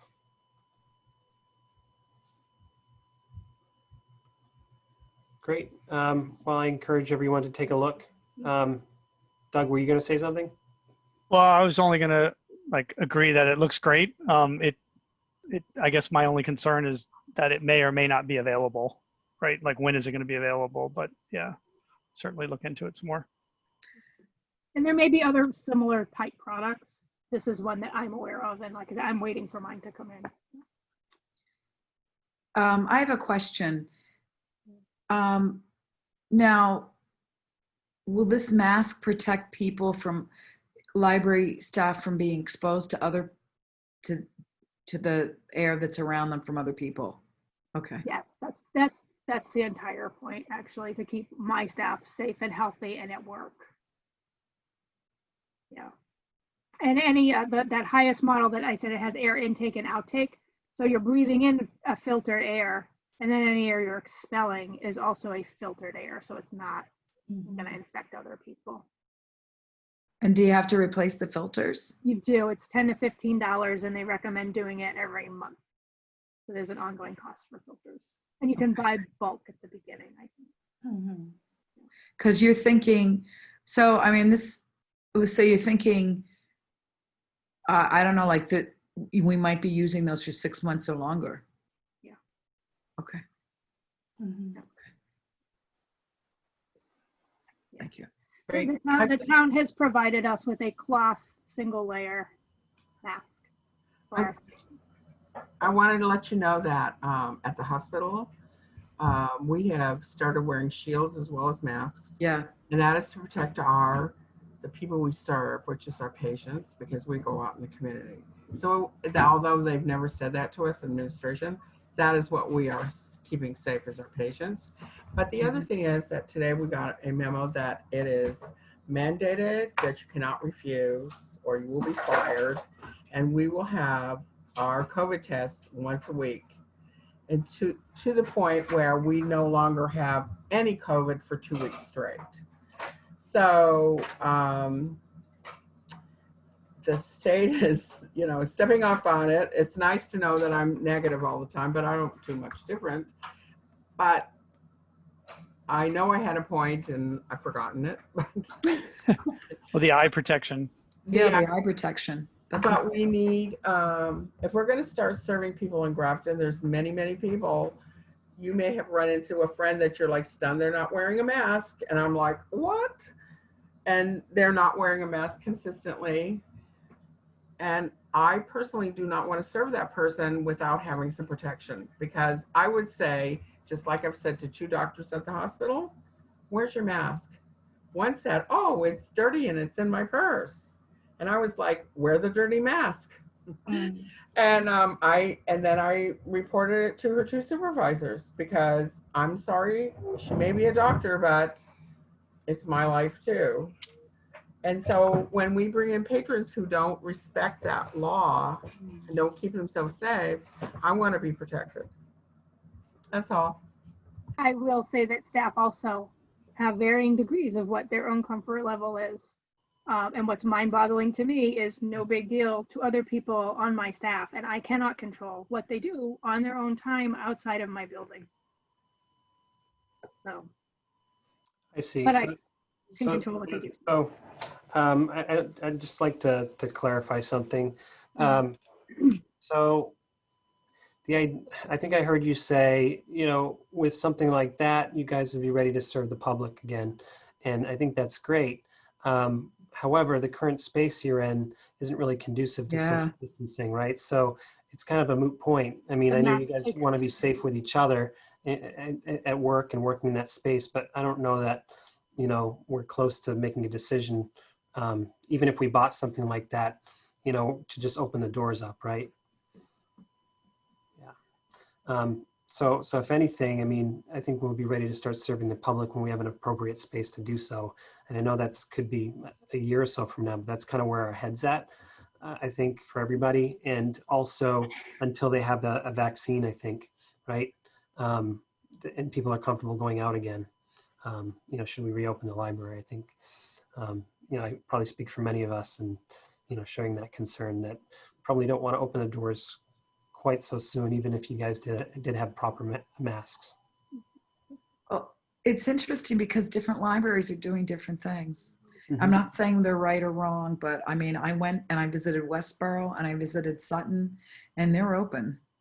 And they have no great masks. I mean, not that I didn't see any at either place, but I think it's good to be conservative.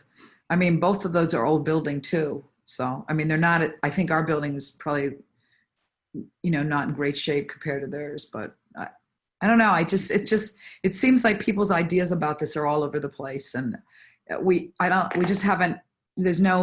know if we've really decided as a society what we're going to really do. There's pockets that are trying this and that. I don't know. It's a little odd, I think, but we want to keep people safe. And it's an old building. It was a church. I have no idea about any circulation. Does the air circulate at all? I would guess not. I don't think they have any modern I asked, equipment. we have air conditioners in maybe 6 or 8 windows. So I just asked staff to keep the fan running all the time. And then windows without air conditioners, we have been opening where, you know, the weather's been good so that we at least have fresh air coming in. But there's no actual HVAC system. You know, there's the heating system. Yeah. Because I mean, when they build new buildings and renovate buildings now, they make it so that air is coming in all the time. And this is not a new building. So, and neither are the buildings that I was talking about at other libraries. So I think we just have to do what we think is best. I did want to say that I used to use the Westboro Library all the time when I worked at the Westboro State Hospital. And they do have wider aisles than our current library has. Mm-hmm. We have very limited space between Yeah. our computers and the aisle, or just the aisles themselves. It's so much more limited than Westboro. I think you'd have to really, they'd have to figure out how many people could be in the building at once. It would be very limited. Yeah. Okay. Thank you, Beth. Thank you, Dana. Any other questions, comments about staff masks? Very good. So thank you, Beth. I think that's a really neat idea. And I encourage everybody to take a look at that website and let us know if you get that mask and how it works out. Great. Moving on, the 2021 action plan.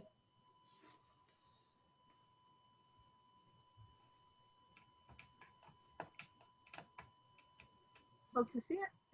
Yep. All right, so I did send 2 documents. One was the 2020 plan where I checked off a bunch of things that we have accomplished and tried to note specifically what it was that we did accomplish. So this takes some of the things we didn't get to, and there's maybe 1 or 2 new things, but I didn't put in like open the new library. I don't even know if installing print is on here. So it is due October 1st. I wanted for you all to read through it. Let me know if there's something you want to add. I think technically you should make a motion to approve it so that I can send it in. And this sort of staves off needing to do a long range plan. I think we're not going to like wait another whole year though to pick up on the long range plan. I do think we're going to continue the survey. We will get the committee to meet, and then we're just going to take our time writing it so that we can turn it in by the next deadline, which would be next October 1st, have a new 5-year plan for the library and a 2022 action plan. I don't know if anybody had time to look at it. I think I sent it last week. Some of these are standard ongoing things like increasing circulation and adding new collections and new databases. Reading, we have finally launched 1,000 Books Before Kindergarten this September, which is a program to get families reading, and we're using Beanstack to accomplish it. I think because of COVID, we're leaning more toward homeschooler support as people are doing remote learning and also opting out of the public school system. We have started adding materials in other languages, including deposit collections. I will be seeking some grant money, and Dana, you and I can talk a little bit more. This might be a fundraising thing. I mean, it's not capital, but if somebody wants to put money into local history, another alternative would be to spend like $20,000 to digitize the Grafton News. A lot of money. Grants are ongoing. Staff professional development is ongoing. Keep Me Safe story time is something we talked about and dropped, and I don't know if we can execute it over Zoom or if we just need to let it go. I'm still looking for more staff, and we absolutely need a custodian. So this is sort of where there's overlap with the budget committee. Making sure we have enough staff to manage the new library facility is important. And I did have requests in previous years that were denied, and I have been hoping to build up the staff to have enough to open, but then we had other budget issues and I did not get the staff that I asked for previously. So we're always increasing volunteers, and we had 2 new partnerships with Grafton High School ready to go. Again, when COVID hit, we sort of had to drop them, but it's still on the radar. Cutting edge access to library technologies. Here's credit card transactions, print. PR, I feel like, was the ball we had dropped. We were going to try and target different audiences, 1 each year over the 5 years of the long range plan, but then our marketing person left. We haven't really replaced her. Social media presence is ongoing. Quarterly contest is ongoing. We do have really good, we're grateful. We have such good relationships with Grafton Public Schools. We're actually having the works to get every student that's over 3,100 their own library card. September's National Library Card Sign Up Month. Jay said not in September, but our new library cards came in. These are combination key tag and a library card. So we do have enough to get one to every student and like work with the teachers to register kids directly online. Like they can do it and then we can pack up the batch and send it to the schools. I'm really excited getting everybody this access. And Sarah's going to be doing Zoom live story times all year with the early elementary kids. We've worked with the census. You know, they've cut that short, but we continue to promote the census. We thought last year that we would be opening the doors to have people come in and use our computers to fill in their census information, but then we closed in March. So instead, we're just promoting it and making sure that people know that it's still important and they need to get their information in the government. Upgrade furniture. One of the things on my task list is to find somebody to refurbish those tables that we want to put in the renovated main reading room. And then working with Dana to get funding for all of our furnishing needs. Again, we might not open day one with every single thing that we need for the new building, either because there's just not money or because there isn't quite that need yet. So just ongoing. We continue to revise and update the library website. I really appreciate it when somebody looks at it and catches it and goes, the trustee page isn't, you're missing some information. So keep looking at it with a critical eye. It is just me doing it. So I appreciate it when you notice something needs to be updated.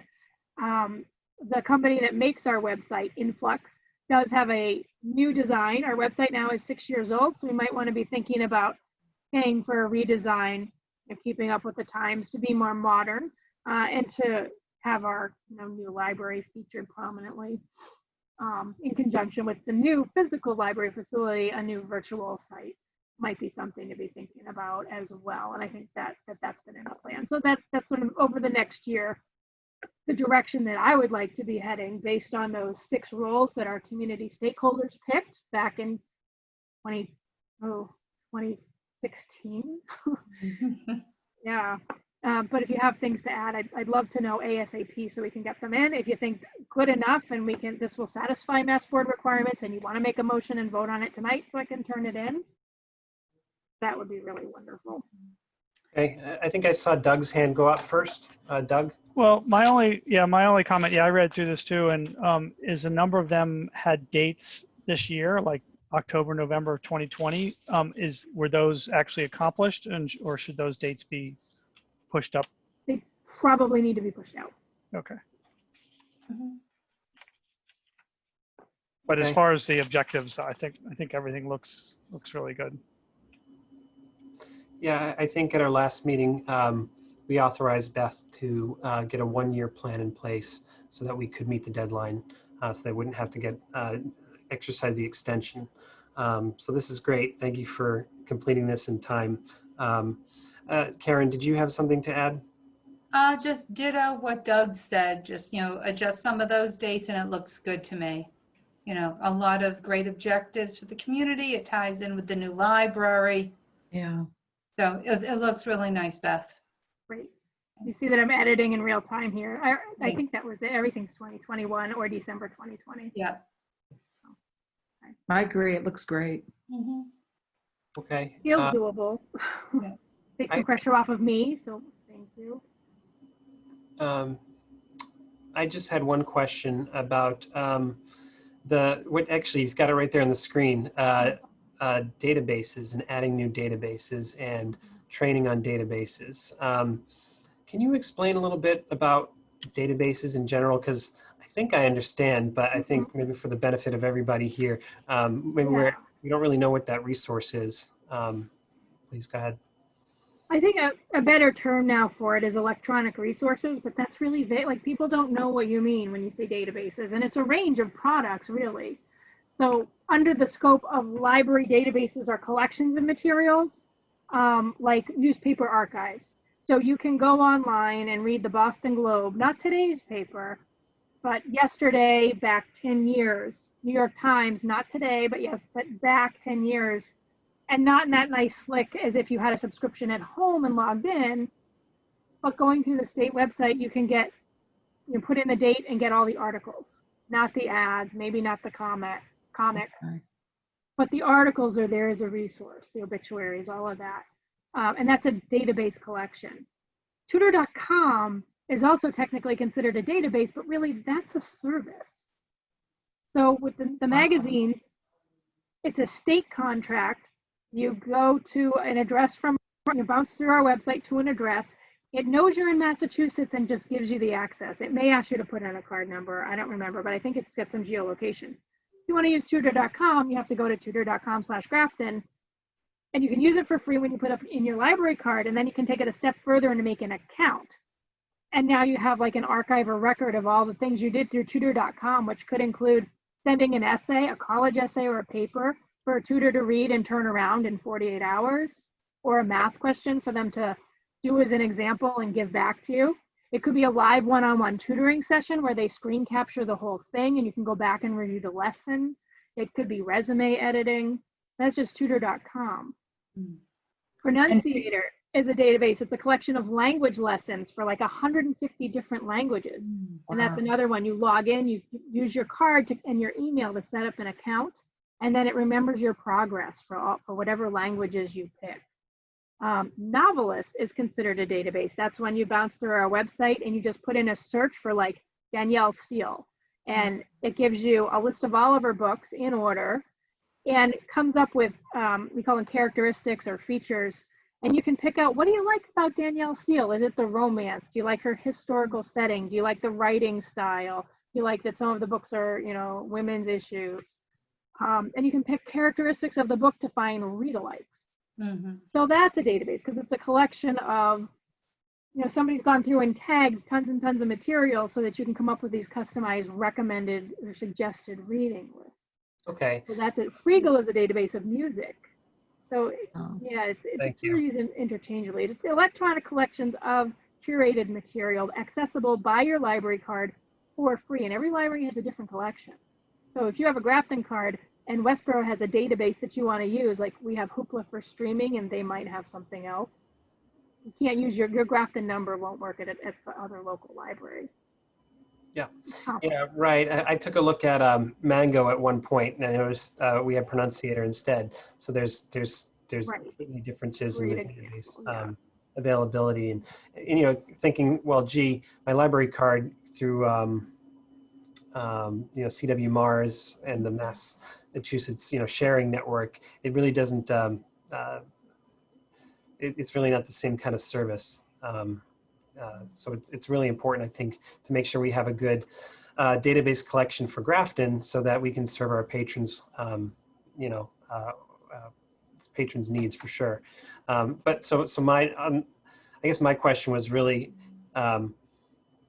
understanding the training and then adding one new database annually. So I understand the training piece because these are kind of complex systems that if you're going to be promoting and helping somebody with it, you need to know how to use it yourself. Because I had no idea how to use Pronunciator for sure. I tried to get connected to that. But adding a new database annually, is that feasible? Is that really just to grow that collection, or are you saying, well, we really don't need this one anymore, so let's swap it out with something else so that you're staying within? Yeah, this didn't get used, so maybe we should drop it. It's also balancing the budget. So we have 5515 is the library account number for educational materials, and that encompasses everything except magazines and newspapers. So it's kits that circulate, it's video games, it's a globe that we might put out on display for someone to touch, or a map to hang on the wall. It's every book, CD, video, DVD, database. All of that is lumped in under educational material. So like if this year we say, we have Scholastic booklets, it's ebooks for kids, we know they're using it and they love it. Scholastic now has a Teachables program that's printable curriculum for pre-K all the way up to grade 4 or 5 that's great for teachers and homeschoolers. And given that we're not circulating as many print books, and we have a whole contingent of people who are like, I'm homeschooling this year, it doesn't feel safe to send my kid to school, is spending $700 on that database better than buying $700 worth of picture books on similar topics? So sometimes we're just trading off what we're going to allocate the budget dollars to, even though when we created the budget, we said we're going to spend $20,000 on databases and $80,000 on books. It's flexible and we can shift it around. The town meeting vote is for 100,000, just an example, 100,000 on educational materials. And then we have the discretion to say, you know, we're going to put more money into this, or we're going to buy cake pans, we're going to buy playaways, we're getting another telescope because that's what people want and need. So right now we're considering adding Teachables without dropping any other database because it's usually $1,500 and they just offered me half price and then another 10% off. Wow. So I said to Sarah and Allison, look at this and decide if we really want to do this, and then think about how you're going to reduce your print budget to pay for it, because I didn't actually budget for it in my database allocation for FY20. Okay. Go ahead, Dana. My question is, this is going to sound really dumb, but that was a good explanation, but how do we let people know how to use them? And because I mean, I had no idea this tutor, because my kids have math issues sometimes and we can't find an answer. So that is really, really good. And I'm just wondering, how do we let people know about this? Because now everybody's at home, so it's hard to reach them, right? I mean, we can do it on our website. I mean, maybe you could do some, maybe we should have some Zoom classes. I don't know. I'm just thinking it's hard to reach people now because they're not walking into the library and talking to the librarian, because you can talk to the librarian and she'll tell you what you need, you know? And I wouldn't pick up the phone and say, oh, I need a database. But now you just explained it to me. I need a database for my kids to know how to do their homework. Honestly, it comes out of people calling and saying, do you guys have any tutors at the library? And we say, no, but instead, you can go online to tutor.com. They expanded their hours. They're available from 9 a.m. to 9 p.m. You put in your library card. They do K through 12, just about every subject, with vetted, professional, paid tutors. And we've had this for 4 years, and that was our primary promotion every September at Parent Teacher Night. And then we would wait a few months and feature it. So in the library newsletter, we always have a database featured. And then we list all of those databases, and that goes out every month. Every time we have a new one, we do put it on our website. And then I use TweetDeck, and we have periodic scheduled, hey, don't forget we have Pronunciator. Hey, don't forget we have Freegal. So that people who are on, you know, and that gets fed out. It goes on Facebook and Twitter and Instagram. So we're using social media for that. But we haven't done very many classes. And part of it was in the old space. We didn't have space to have, you know, take up all 6 adult internet computers, no way to project and teach and try and teach people how to use things. And we just do a lot one-on-one. But you're right, this might be an opportunity, especially because most of what staff have been doing when we were closed was professional development, for us to start putting together some trainings. The nice thing is a lot of these companies also have tutorials, so we could also be pushing the tutorials. You know, new to Pronunciator, here's the how-to. Click on. Oh, that's great. So I can maybe when we're in the new space, we can do that, because you're going to have that huge community room. I mean, that would be great if you have a certain date when people come in, and you know, you could choose a couple databases. I know I would go to that. Yeah. Sounds great. I like what you just said too, that there's tutorials from these different things, because I think when someone needs something, they need it now. You know what I mean? So I think, you know, having something on the website or some sort of availability, like, okay, you want to use tutor.com for the first time, click here, we'll show you how to use it in 5 minutes, and then you can use it. I think that's very valuable. Okay. Yeah. Okay. Thank you, Karen. Sorry, I think I derailed the discussion a little bit. I think that was valuable for everyone, it seems. Well, to bring it back, it sounds like maybe I need to add an activity to produce one database, 5-minute database tutorial every month. It doesn't have to be me. I have, you know, 18 people on staff, many of whom have now taken classes in Novelist and Overdrive and tutor.com. That sounds great. Yep, people like to watch 5-minute videos. That was a great suggestion. Thank you, Karen. Okay, any other questions, comments for the action plan for 2021? Great. I think if everybody's on board, we should have a motion to accept the 2021 action plan for Beth to submit before, is it October 1st? Yep. Yep. I make a motion to accept the current action plan. I do a second motion. Okay, great. I second that. Made and seconded. All in favor, Doug Bowman, Aye. Karen Sepatelli, Aye. Dana Wilson, Aye. Daniela Sharma, Aye. and Martin Essner. Aye. And Aaron Vandestein, aye. I declare the motion passed. Great. Thank you, Beth, for your work on that. Okay, moving on. Is there a walkabout report? Anything to mention there, Beth, Patch? There isn't anything to mention. I haven't noticed anything but the steeple. And other than weeds that keep coming back, we're good. Okay, I think there was some poison ivy, I think I read in one of the reports. Yeah, they did cut it down, but I don't think that's the answer. And their answer is to poison it. Yeah. So, and quite vigorously. So, we'll have to see. I'm going to watch and see. That's actually something I was thinking about today, that I need to watch and see if it's coming up again. Okay. Thank you, Beth. So moving on to policy review, fine-free library. So one of the things we discussed at our special meeting was that we have support from the town leadership to move forward with going for fine-free for the grand opening of the library in 2021. And that's really exciting.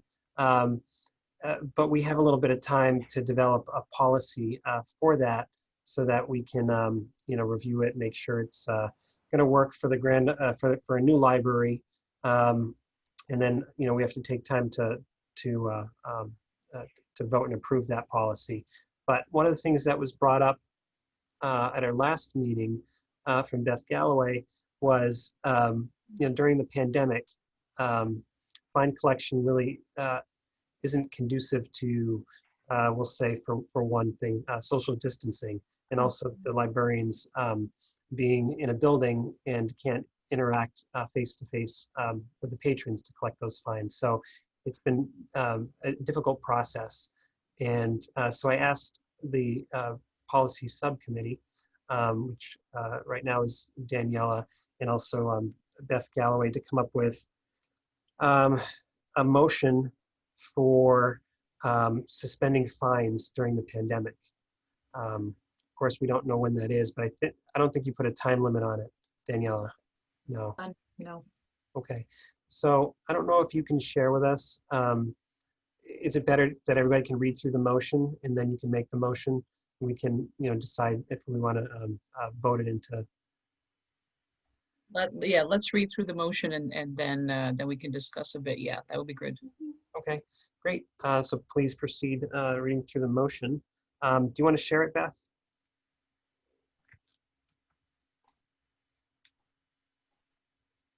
Give me a moment to locate it. Sure. Okay. Yeah, so I think the process will be Danielle will read through the motion, then we can have discussion, and then we can. I'm sorry again. Anybody else hearing that? Could you guys mute your microphones, please?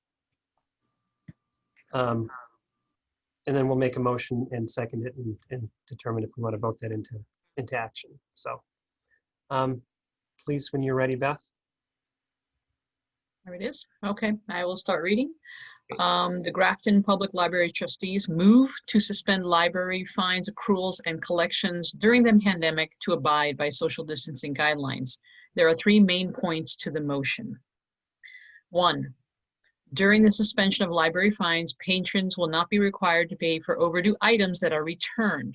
However, patrons will continue to be responsible for fines that accrue due to lost items. If the items come back, the fine is forgiven.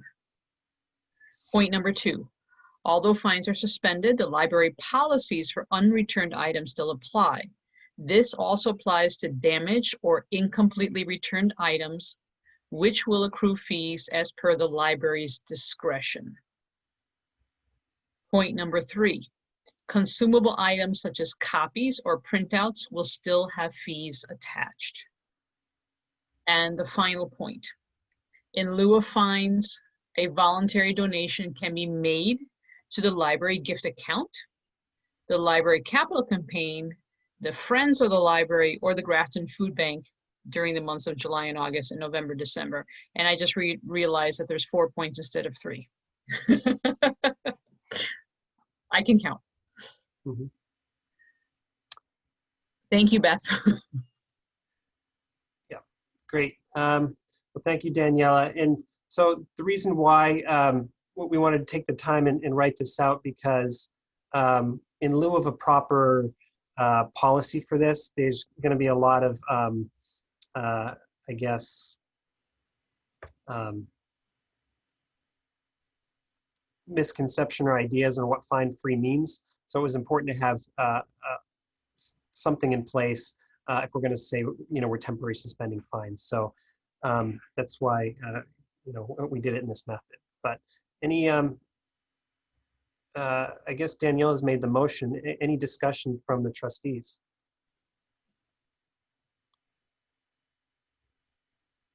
Doug. Yeah, sorry. I don't see why number 3 is needed. I mean, it's not a fine. I mean, those are just fees. So it doesn't seem like, I mean, I can see why you might want to just clarify it that we're still collecting fees, but it seems different than a fine. It's because sometimes those get added to a library account, and then that might push it over a limit and block the card. So like if somebody, now, I mean, we are going to eventually have electronic payment for printing, but in the past, people will come in and not have the money to fax or print. So go, okay, we'll just throw the grocery bill item on your account, and then you can pay it the next time you come in, or you can pay it electronically online through CW Mars. But sometimes there's a misconception too, like that it's a lump sum, and that's not the case. So we can waive the overdue fine, but if you have a damaged CD from that overdue audiobook, you do have to pay that. That's not waivable. I just wanted to make that really clear. Okay. And the second question is just what is the current, like what happens if there's a lost item or damaged or incompletely returned? I mean, it says it continues to accrue fees, but when they do bring it back, presumably they're paying to replace that damaged or lost item. Yeah. And that's unchanged. It stays on their card. Usually we renew it so it doesn't then accrue overdue fees, so that we're not like giving this double whammy. But yeah, sometimes somebody will return a DVD due today and it's just the case, and now it's going to stay on their card and be overdue until 3 days later when they can return the DVD as well, and we can match up both items and check them in. Okay, I see. I think it's sort of like a check system to make sure that, especially for incomplete returns, this is a good way to check for that. And this is completely different than going fine-free, which is what we're working on for the opening. So this is just kind of a temporary thing for the pandemic. So, okay. I'd say actually if we go fine, when and if we go fine-free, it would pretty much be the same policy. Yeah. Yep. Return your item, there's no fine, don't return their item, you pay for it, return their item partially, we either have to match it up again, or you have to replace the piece that's missing. You still have to pay for printouts, faxing, earphones, that sort of thing. And if you feel guilty, instead of having a guilt jar, we have 4 different places, 4 different outlets for you to give some money back into the community to alleviate your guilt. Gift money comes right to the library, and we have discretion at the library to spend that. Capital campaign is going to go to Unibank and be managed by that capital campaign board. The Friends would get money for the Friends group, which they spend back with the library often.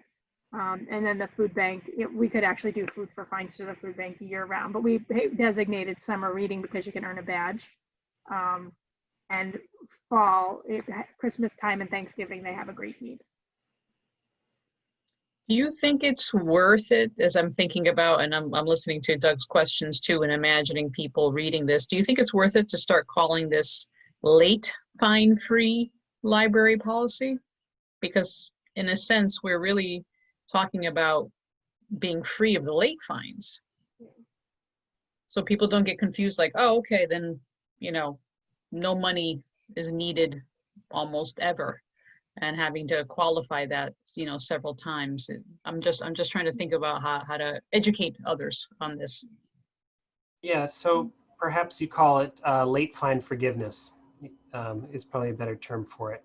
And I think Doug's point, just to clarify, was that this isn't completely different, but this is to address the current pandemic. It's to address a specific need of the community. And you're right. When we move to a fine-free policy, that'll be a completely different policy. But a lot of the things like Beth pointed out will end up in that policy. Mm-hmm. So we didn't really want to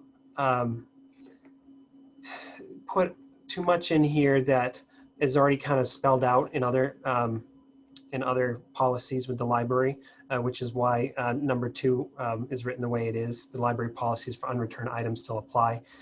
The other thing that comes to mind is, do we have to say anything about the $10 block cards? Because I know we didn't really talk about block cards here, but I know that exists in another library policy, right?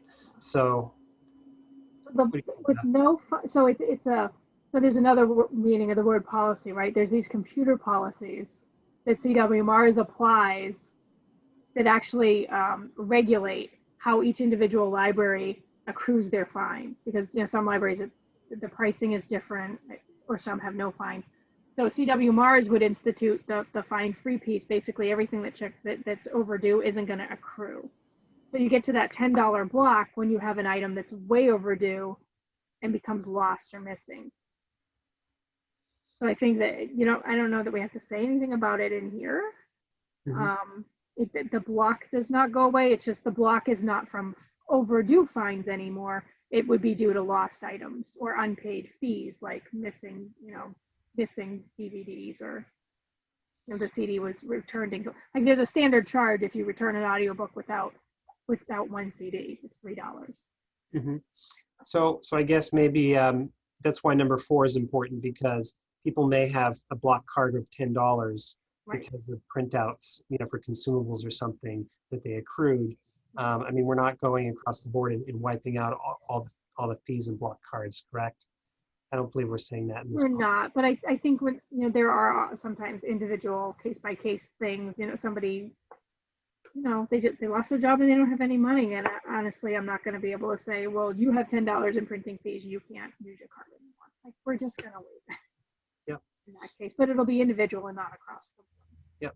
And just one final point, and I think I saw Dana's hand. So number 4, if they had a block card and they had fees of $10 or more, they could make a donation. That's why number 4 is important. And then that $10 fine would go away if they made an appropriate donation. It wouldn't be a fine. I mean, there wouldn't be blocks because of fines.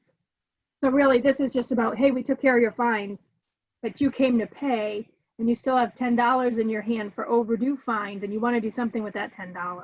Yes. Yeah. Yep. Yeah, we're on the same page. And then they're back to 0 if they make an appropriate donation, right? Excellent. Yeah. Well, they would have been at 0 because there would not have been any fines. They would have been expecting to pay fines, but there were not fines on the card, because there won't be fines accruing on the account. Yeah. It will only be lost book fees for $30 to $5 on the account. Yeah. Well, I'll bring it back. Great. Then we take care. Then we get rid of that fee. Yeah. Do you guys get my point? Generally, just like if somebody already has a block card because of other issues, whether be late fees in the past or printout fines, wouldn't they just be able to make a donation of $10 to something to clear that, right? Yes. That's what we're talking about. Yeah. Okay. Yep. Yeah. Okay. Very good. Sorry. Great. Dana. Just a quick question. So basically, this is what we're going to do. Policy will be in place until we move into the new building. And then is it my understanding that we're to have a fine-free library for a year and then review it again with the Board of Select people? Is that what they wanted? Yeah, so they just asked in the Finance Committee, said, for their support, that they support the idea, but going into a new building where we don't always know what the expenses are going to be, just to take a look at it after a year. But it's still up. We don't need to go back in front of the Select Board or the Finance Committee. Okay, good. I didn't know. I wasn't clear on that. Thank you. Yeah, to get their approval, because what it came down to, and both the chair of the Finance Committee and the chair of the Select Board said so, that it's really up to the trustees' Okay. discretion whether we collect fines or not. So I think that was pretty eye-opening in the process. Okay, thank you. I appreciate that clarification. That's helpful. Mhm. Great. Okay, any other discussion? Great. I think we talked through all the feedback on the motion. I don't believe we are suggesting we change it in any way, correct? All right, excellent. So all in favor of, sorry. Can we edit the 3 to 4? Is that okay that I made that change? Yep. And I think we just want to call it, forget what I said, that we like. Late You said fine late forgiveness. fines. Late fine forgiveness. Okay, so can I get a motion to accept, sorry, not a motion. We need to just make that correction, and then I think the motion stands. Great, so we'll wait till Beth makes that change.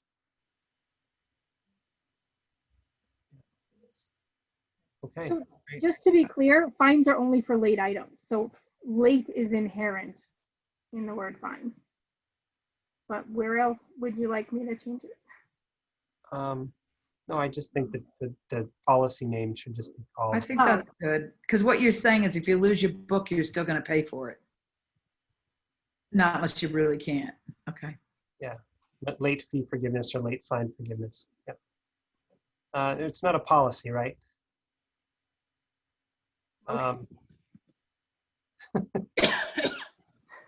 You're fast. Hey, It's a wish. It's a policy. It is I not a think it's a procedure. policy. It is It's a a policy. library policy. I think it's a policy. Yeah, it's not a procedure. Suggestion. very good. Okay, I am going to ask the trustees for a vote. So all in favor of accepting the late fine forgiveness policy motion as written. All in favor, Aaron Vandestein, aye. Doug, Doug Bowman, aye. Karen, Aye. Dana, Aye. Daniela, Aye. and Marty. Aye. Great. I declare the motion passed. Thank you, everyone. This is exciting. Beth, let us know how it goes. Okay. On to, it says report overview, library statistics, staff director's report. So please go ahead.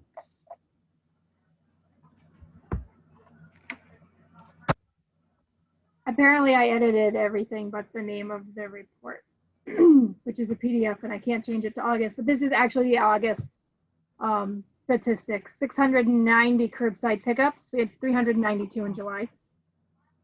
22 museum pass checkouts. I think we had 6 or 8 in July.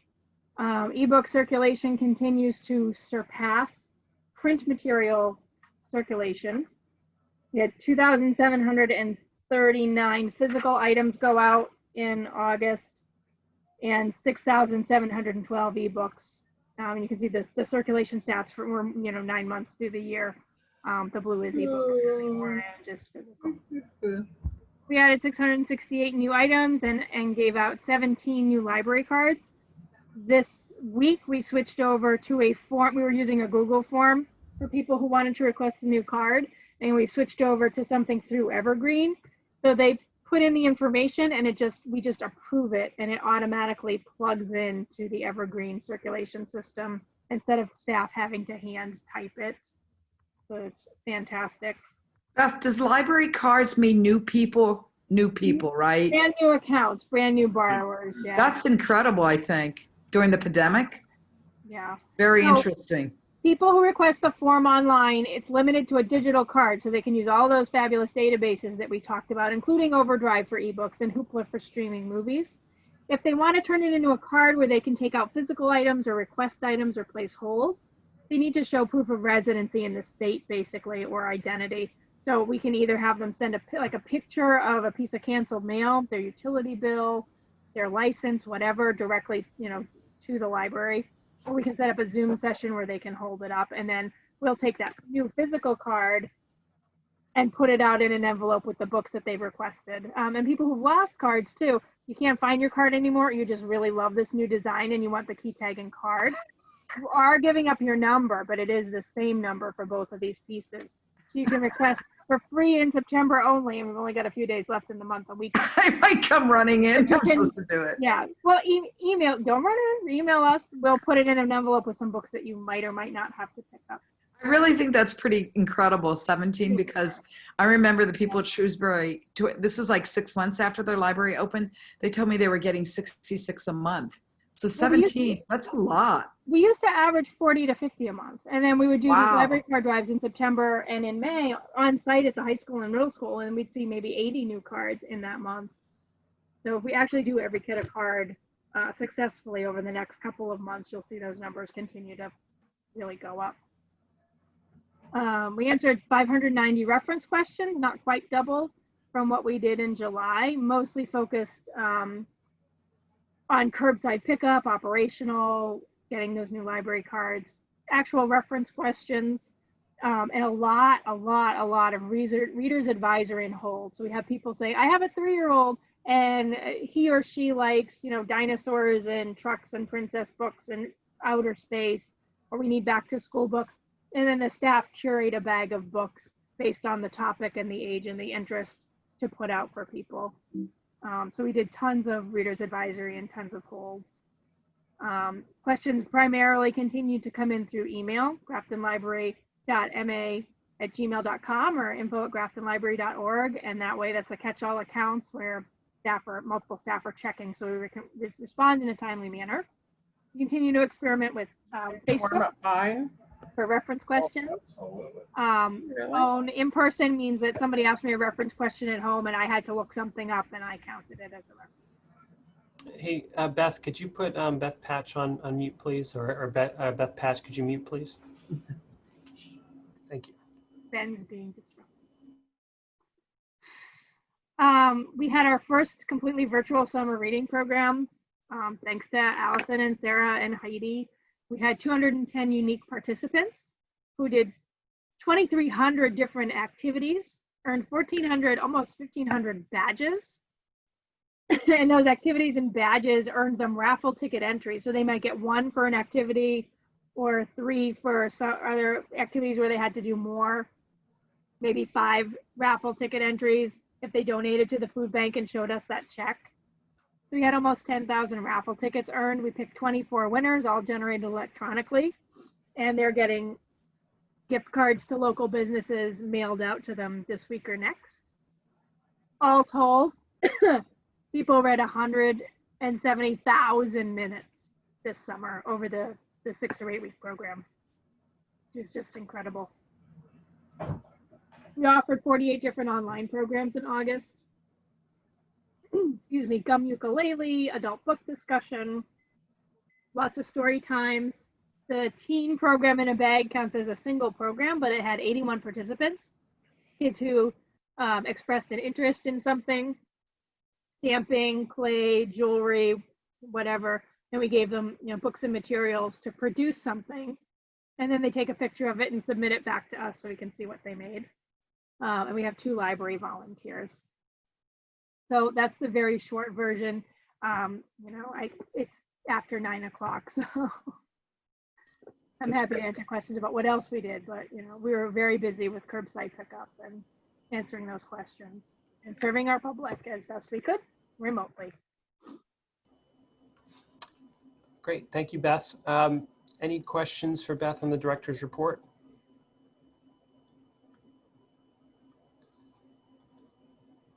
Very good. Well, thank you. Yeah, I mean, I really do like those grab bags. I'll say it again. So it's really nice to see those out again, and we got some fantastic unused adult coloring books. So that was cool. Oh, cool. Yeah, yeah. So Jackie took those to work, and she can scribble while she's working. So I think that was really neat. So it was nice to find that. Great. So I think we're finished with the agenda items. So I'd like to hear a motion to adjourn, please. I'd like to make a motion to adjourn tonight's meeting. Great. I'll second. And a second from Doug. All in favor? Aaron Vandestein, aye. Karen? Aye. Doug? Doug Bowman, aye. Dana? Can't hear you, Dana. Aye. Daniela? Couldn't hear you, Daniela. Aye. Great. And Marty? Aye. Fantastic. Have a great night, everybody. And it's fantastic to see all of you. I need to know who seconded it. I don't agree. That was Doug. I need to know who seconded it. Doug. Thank you. You. Beth, can you forward your director's report? Did you send that in an email? I did it like 10 of 7. Here's what I'm going to be talking about tonight. And I don't know how we passed over, but our budget, I have the budget spreadsheet too. So we should be at 25% spent. We're about there. Okay. Yeah, if you could send those out, that would be great. Read through them more and more Let me know if you detail. don't see them. I did send them. All right. Maybe a Google Drive link because it was a lot of documents. Mhm. But you all have permission to view it. Doug, she sent it to your Verizon.net account. Oh, sorry. No, that's me. I'm just wondering, I see all the pictures you send. I don't see the actual, and I see a bunch of Google links, but I don't see the director's report. It's the, I didn't do a PowerPoint. I just did the statistics. Yeah, it says August August 2020. 2020 stats. Oh, I see. I was looking for the word director. Yeah, Mhm. thank you. Very good. Good night, everyone.